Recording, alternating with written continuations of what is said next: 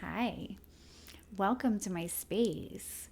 So, I am officially 100% calling the channel Conscious Conversations.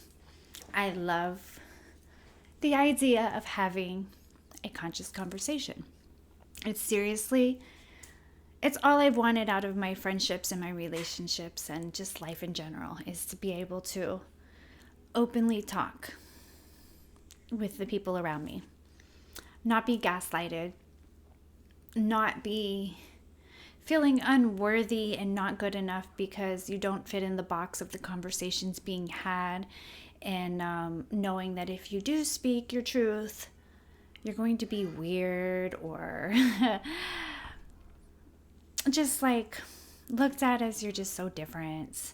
So, yeah, this is my space, and in my space, we're talking about consciousness in life, in being conscious in life, and all of the other things that go along with that.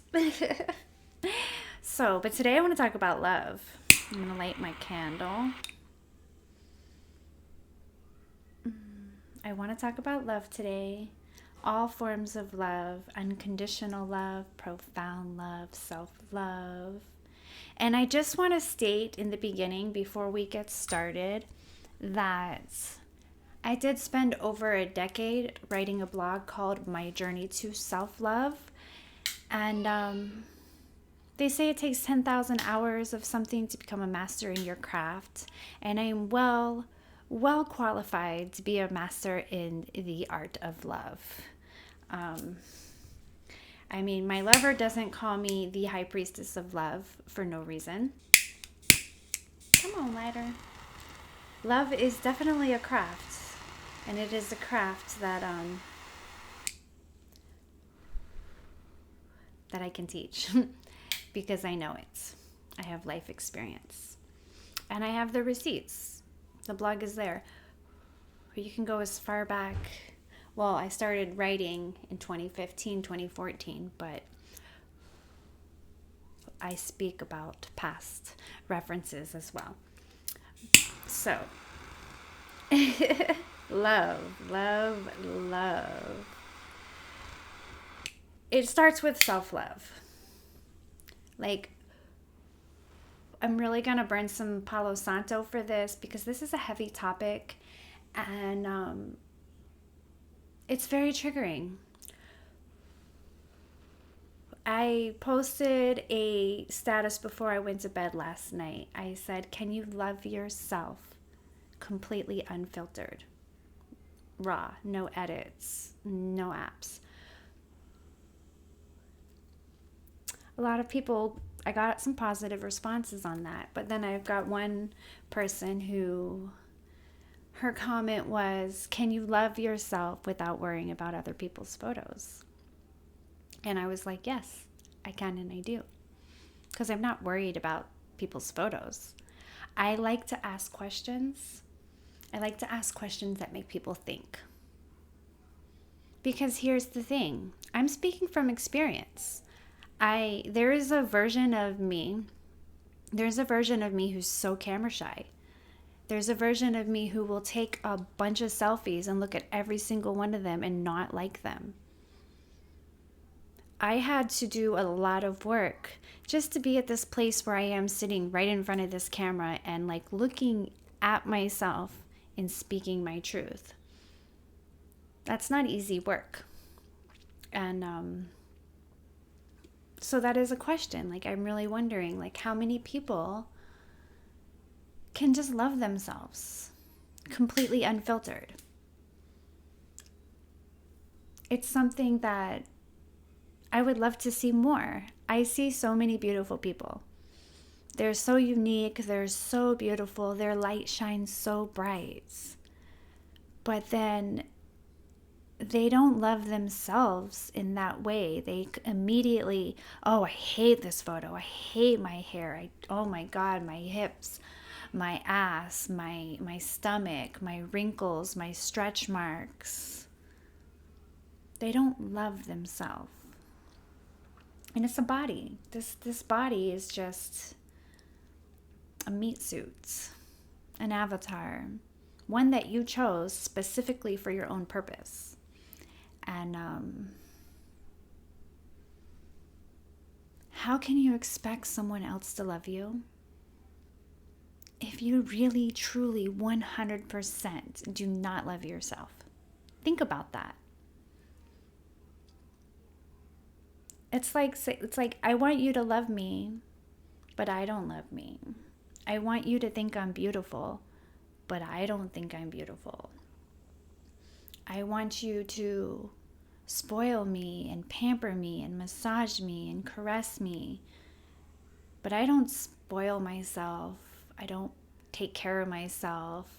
I don't massage myself. Like, we live in a society where people are expecting their partner to give them what they're completely incapable of giving themselves. If that's not a mental prison, I don't know what is. I mean, that's just like a revolving roller coaster ride of suffering, complete suffering.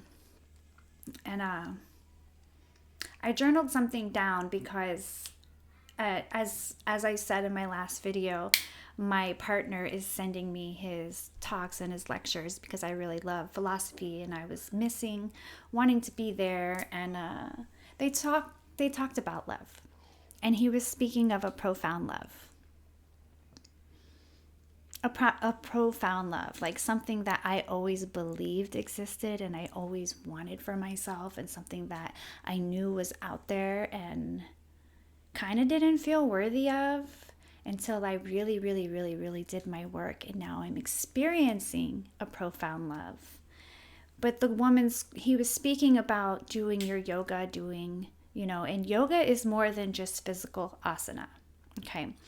Yes, you can do yoga as an exercise, but yoga, like to actually do yoga, one understands that it's an entire lifestyle. It's an entire shattering of all of the illusions just to get to the source, your source. And yoga is just a tool in the deconstruction process.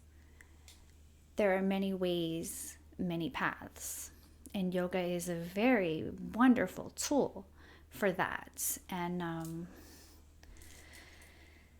it's like, not everyone wants to awaken. Not everyone wants to ascend. But how do you want something that you don't even know is an option? That's the thing. Like, how do you transcend a matrix system? I keep looking at my flame. How do you transcend a matrix system designed to enslave you if you don't even know you're a prisoner, right? Like, you really don't even know you're a prisoner. So how do you get out of this? Come on, baby. Light my fire. All right, we have to go old school for a sec. But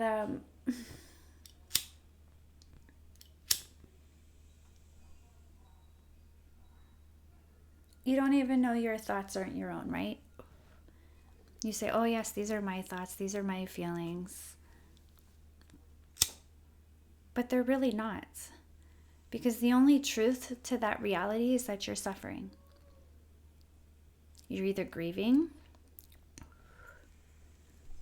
fearful, in self-doubt, negative self-talk. All of these are low vibrational frequencies that are not your source. Your source is love. Complete, unconditional love.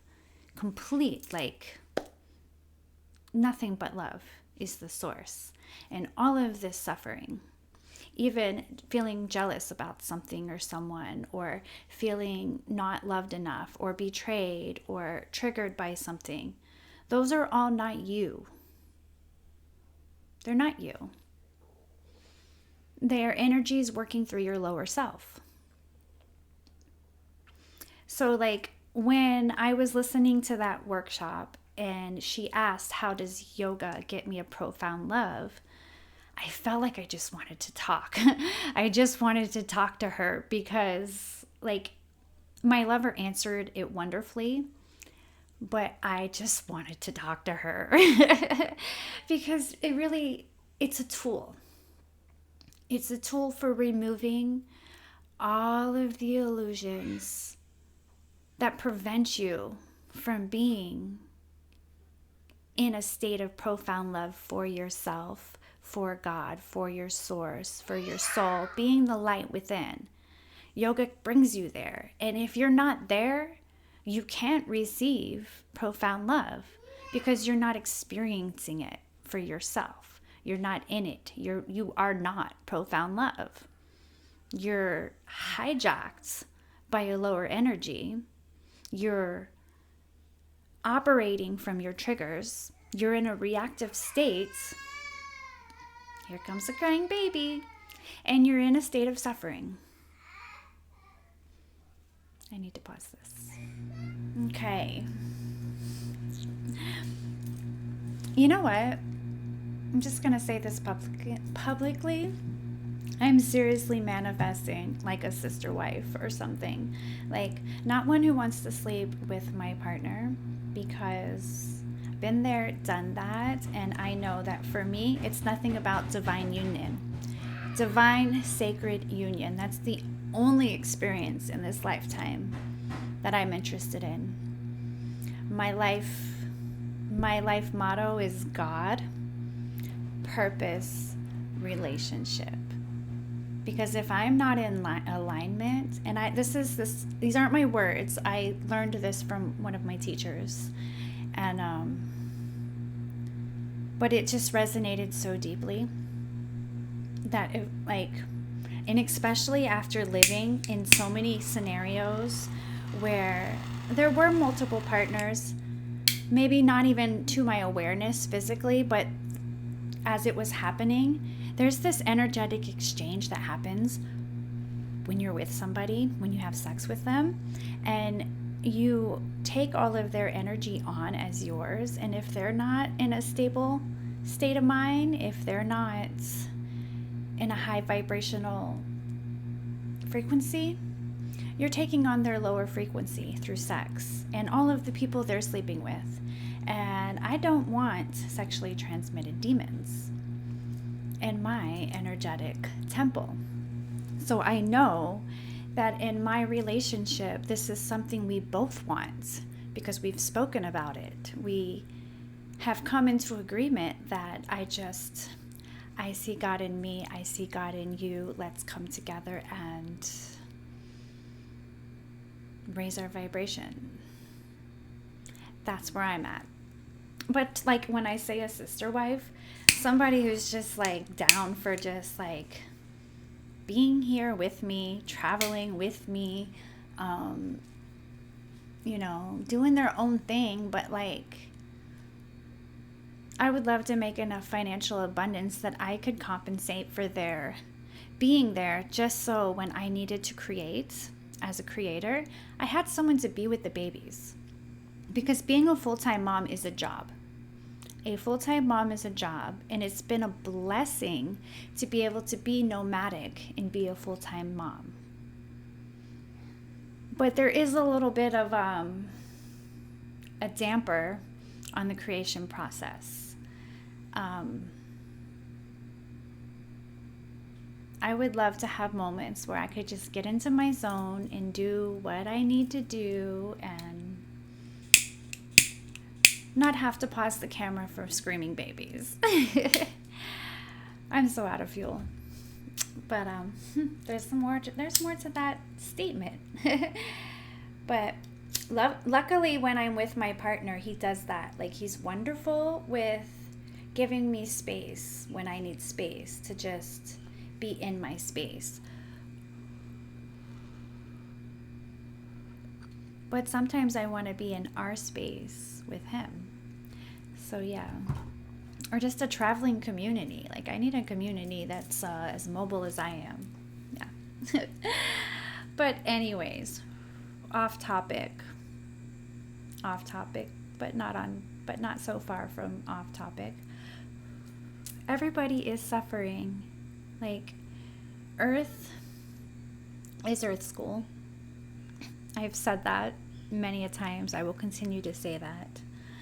And what you're born with, these are the cards that you chose to come in and play this game of life. And love is the goal. Like, we all have this, we all know we're suffering because we know we have this and we have that and we have anxiety and we have physical pain, emotional pain. Like, we have all of this stuff that is not love. But we don't know that we're stuck in prison and that we can do something about it. And we can. And yoga is a tool for that. And it's not the only tool for that. But you have to go within. You have to go within your source, yourself. Remove all of the illusions, which is not an easy process. And it is not a step-by-step process because it's individual to the individual. Everyone's process is unique in their own way. We just all know, like, everyone has this longing for home, right? This wanting to be in this home, this space that just feels like love. That is you. That is your source. That place that you're always seeking, it's right inside you. It is a profound love. It truly is a profound love. And when you find it within, you're able to have it reflected in your exterior, because that's how the game of life works. It's like the thoughts are the programs. Well, the programs come from all the external stuff in the environment, but your own thoughts are like the internal programs. And everything outside is external programs coming in to, like, reboot, and then when you start a yoga practice or a meditation practice or just going deep within and doing the self-love, doing the self-work, and then you start peeling back all of these programs that aren't in alignment with your actual physical blueprints. And then you're able to run and operate the highest version of yourself. And it's a real beautiful thing being on the other side of that work and just feeling what everyone talks about, heaven on earth.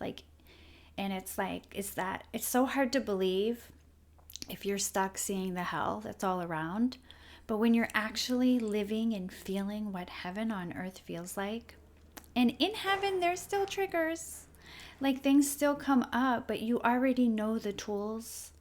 You already know what to do and how to do it, and like how to recognize what's an illusion, what's a trigger, what's coming from trauma, what's coming from past, and how to process it, and then step back into alignment and come back to the source and be like, okay, I see that lesson.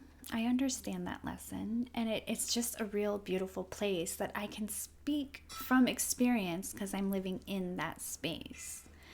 And like understanding that everything is happening for me. Everything, even the babies, like even all of my distractions in my reality, it is for me. It really is. And it's like a beautiful, beautiful masterpiece of life that we come here to experience and to play and to live. And it is such a profound love. It truly is. So I'm wondering if that's all I wanted to speak about today on that topic, or if there's more. Let's pull a card. I haven't done that in a really long time. You know, I didn't want to be like labeled as just a card reader, or, like when I decided I wanted to bring a channel back and have a channel, I didn't want it to be a card reading channel, a yoga teaching channel, a artist channel. Like, I'm just a multi-dimensional being, and I have many, many, many facets to my diamond, and I just gonna bring me to the table. This is me, all of me, and I'm here to encourage you to bring all of you to your table. Like, that's my passion. That's why I ask questions like, can you love yourself unfiltered? Because I want to see that healed version of you that says, yeah, I love me. I do. And filters are fun. I'm an artist, so like I do like playing with filters, and I love getting creative with the editing process. And I used to have fun making all these, like, I remember one time I put myself in Photoshop. I took a picture of myself at the park and completely changed it, and then I was standing in Venice and I was looking at it, overlooking the waterways, standing on a bridge, but it was really a park down the street from my house. And I used to love doing stuff like that. Like, there's nothing wrong with having that creative side. But I'm talking about like taking a picture of yourself, looking at the picture and saying, I'm beautiful. Like, practice that with me right now. Look into the camera, look into a mirror. I am beautiful. If you don't feel like that's true, I encourage you and I invite you to say it over and over and over and over again until you truly look at yourself and feel, I am beautiful. It took me a long time to get there. Really long time. This is the card that's wanting to come out. It's Mentakan. It says, longing for home, belonging, the original light workers. Didn't I just say a lot of people are longing for home? Like, that's the root of the suffering. We want love. We feel like when we fall in love with somebody that person is home, because we want to be in that image of just laying on your lover's chest and just looking into their eyes and feeling that love. We all want that. And people who say they don't want that only say they don't want that because they don't feel worthy of that. But that is like the reward, the job well done of finding that in here with you, looking into your own eyes and feeling that heart-throbbing love that you want to feel for another and you want another to feel for you when you look at yourself. And that is the truth. That is my truth. And that is the truth that I speak. And that is the triggering truth that I've been gaslighted from. But I do not consent because I'm standing in my truth. We are shifting consciousness. Earth is evolving. We are evolving. And if you don't evolve, well, there's hell on earth. And I'm not saying that to threaten anybody. That's just the reality. Like, earth can be fucking hell and earth can be heaven. And there's the middle world in between when you're transitioning, and it's really fucking awkward in the middle worlds. But there is a beautiful light at the end of the tunnel, and it exists right here, right now, and it is available to anyone who chooses it. So, I'm just going to leave it at that. This is short and sweet, quick video. And, I wanted to read Mintaka while we're at it.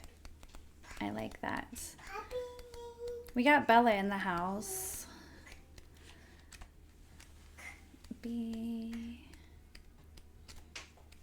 Mintakan. Yeah, it's just a quick little read, but I did want to read that since I pulled that card.